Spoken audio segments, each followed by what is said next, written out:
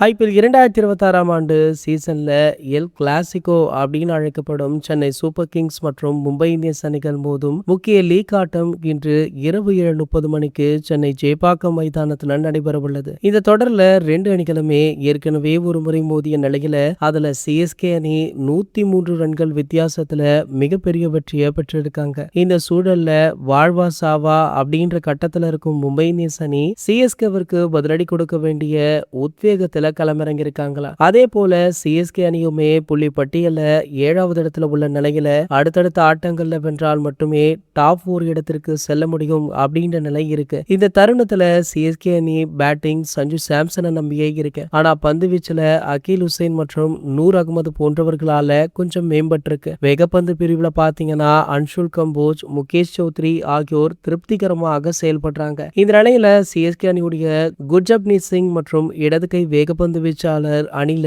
தொடர்கிறாராம். இதுவரை 5 போட்டிகள்ல விளையாடி உள்ள அவர் மொத்தமாகவே 3 விக்கெட்டுகளை தான் வீழ்த்திருக்காரு. இந்த சீசன்ல இதுவரைக்கும் 85 பந்துகளை வீசி 133 ரன்களை விட்டு கொடுத்திருக்காரு. சராசரியாக ஒரு ஓவருக்கு கிட்டத்தட்ட 10 ரன்களை வழங்கியிருக்காரு. சோ இவர் பெரிய தாக்கத்தை ஏற்படுத்தல அப்படின்றதுனால சிஎஸ்கே அணி இவருக்கு பதிலாக ஆகாஷ் மத்வாலுக்கு வாய்ப்பு கொடுக்க முடிவு பண்ணிருக்காங்களா. ஆகாஷ் மத்வால் அவர்கள் பாத்தீங்கன்னா இதற்கு முன்னாடி மும்பை இந்தியன்ஸ் அணியில விளையாடினாரு. இந்த நிலையில இந்த ஆண்டு சிஎஸ்கே அவரை உள்ள இழுத்துமே போட்டிருக்காங்க. மும்பை அணிக்கு எதிராக ஆகாஷ் மத்வால் சிறப்பாக செயல்படுவார். சோ அவங்களுடைய வீரரை வைத்தே அவங்கள முடித்து கட்டணும் அப்படின்னு சிஎஸ்கே பிளான் போட்டிருக்காங்க. சோ வெயிட் பண்ணி பார்க்கலாம் என்ன நடக்குது அப்படின்றது. சோ இந்த மாறுதல்கள் மட்டுமல்ல இன்னும் ஒரு சில மாறுதல்கள் இருக்கலாம் அப்படின்னு சொல்லப்படுது. இது போன்ற செய்திகளை பத்தி நீங்க உடனே தெரிஞ்சுக்க நம்மளுடைய சேனலை மறக்காம சப்ஸ்கிரைப் பண்ணிக்கோங்க.